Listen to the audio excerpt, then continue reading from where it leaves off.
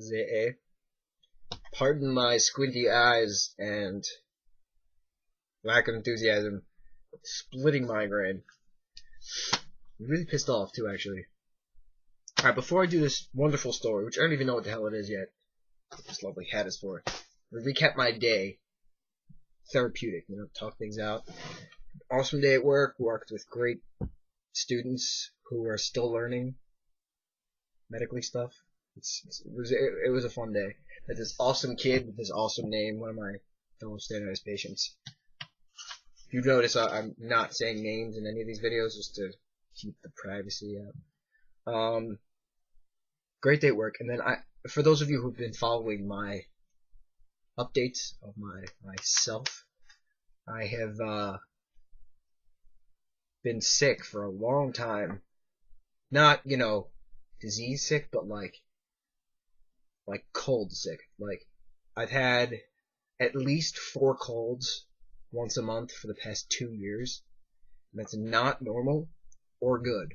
So that's why I sought out a new doctor that's why I had blood tests a few weeks ago, and today was the day where I get my blood test results back, right? So I had my results back. And this doctor is just, she's out there. I felt like I was the one leading the encounter because not that I know how to at this point, but I know how to read blood tests. So I'm looking through my blood tests and I'm like, oh great, I finally now know what my blood type is. O positive, in case anybody was wondering. I have had Epstein-Barr in the past, which is a form of mono, which I blame my brother for, so thank you, because he had mono, and, you're brothers, so, you share the same game controller, or things. I know mono is really like a spit swap kind of thing, but who knows, maybe we drank it at the same glass at one point. But I've had rheumatoid arthritis, Epstein-Barr in the past, which is why my muscles were so fatigued within the past, same thing, two years worth of having a cold. And it's just constant head congestion, and it waxes and wanes this muscle fatigue, so it's weird. Then she tells me that I'm allergic to so many things. I'm like, yeah, I'm aware of that, I'm allergic to so many things. And she's like, you're gonna have to see an allergist again. And I'm like, no, because I saw an allergist, and he did nothing for me. Nothing. So after a year and a half, twice a week, a year and a half, shots under the arm. I don't know if many people are allergic to anything, but when you see an allergist, you have to get shots under your arm. Because everyone has arm fat there, so it's the easiest place for the stuff to get injected. And you're supposed to gain an immunity to it, and I didn't. And I stopped going after 2 years, because I was like, this is a waste of my life. And it's not working. So now I have to see a rheumatologist for the muscle stuff. And I need to take a cocktail's worth of medication each day because of my constant allergies and constant head congestion with the deviated septum. It's just aggravating. So those of you who are not allergic to anything, I hate you. Okay? Alright. Onto the story now. We'll make it a quick one.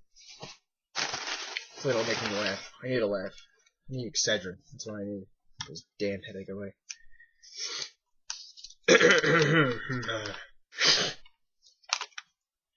Okay. Dorney Park. Alright, Dorney Park. For those of you who don't know, Dorney Park is an amazing, amazing amusement park in Pennsylvania. And I'm sorry, I'm just thinking. It's in Allentown, Pennsylvania. Been going for years. So many stories for Dorney Park. I'll just say one of my favorite ones. Okay. So we're at Dorney Park one year. It was me, my brother, and 2 of our friends. And then our parents. My brother's parents. But they don't like to really go on the rides or anything with us. Because they're old. So what we used to do is, we'd go on a Friday night. We'd go on a Friday. So do the park on a Friday.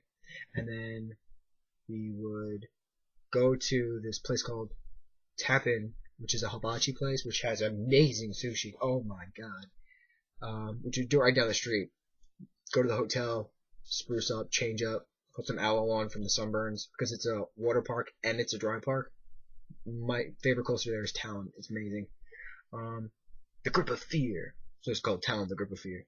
So, anyway, so after the hibachi place, get ready, and then me, my brother, and then our 2 friends, would go back to the park. to do the night stuff, because the park's really different at night. You know, the coasters are scarier, and, you know, this, whatever. So, we go to this one ride, and my brother's like, oh yeah, we can totally do this. It's a dry ride. And, me and our friends were like, this is like a log flume, like, we're gonna get wet on this. We just changed, you know, we just showered. Why are we gonna get wet on a ride? And he's like, no, trust me. I went with my school. We went into class, and like none of us got wet. You know, trust me, we're gonna be fine. Okay, then. Okay. Oh, I said my brother's name. Then. So, 4 of us get in this log. 4 guys, right? 2 big guys, and then me and my brother, 2 small guys. And we fit in this tiny log, and we're going through the little winds. We're like, all right, you know, little splashes here and there, nothing too terrible. And then we go up this lift. There's a lift from hell. And then all of a sudden we see this drop. And this drop, it's just, there's so many twists, there's so many twining intervals, it's just horrifying. So we drop, soaked, completely soaked, all 4 of us, drenched, head to toe. Phones are wet, wallets are wet, everything is wet. My pack of gum, my beautiful pack of gum, which stayed in my pocket, wet. My beautiful thing of chapstick, it was a mango chapstick. I remember specifically because I dropped it at the hibachi place, and I was like, oh no, mango. Anyway, chapstick, soaked. So, the entire time, we are screaming at my brother. My brother's in the front. We are cursing at him like there's no tomorrow. I will not say the words verbatim, but there's a lot of F-bombs dropped. There was a lot of sluts dropped. Oh, I can say slut, that's fine. So there's one part of the slide, the flume, whatever you want to call it, curved around a bend, which was next to the exit of a roller coaster. So at the moment where I'm calling my brother a dirty whore, or a effing whore, I think it was an effing whore, I happened to scream it at the exact moment a 6-year-old girl was walking down the exit ramp with her mother. I got the dirtiest look in the world, and I was peeing my pants and left it, because I honestly did not intend for that little girl to be the direct center of attention of me calling my brother an effing whore for saying that it was a dry ride, but it was not a dry ride. And we get off the ride, soaked, peeing our pants of laughter. Good thing we were already wet, because the urine was, you know, quite a lovely warmth. It was hilarious. And then every time we go with different friends or whatever, we retell the story. Oh, remember that time where Finn thought that this was a dry ride? Oh, what an idiot. It was funny. Maybe I'll do more Dorney Park stories, because there's so many stories. So we'll label this as Dorney Park 1. Leave it in the comments. Dorney Park is an awesome park.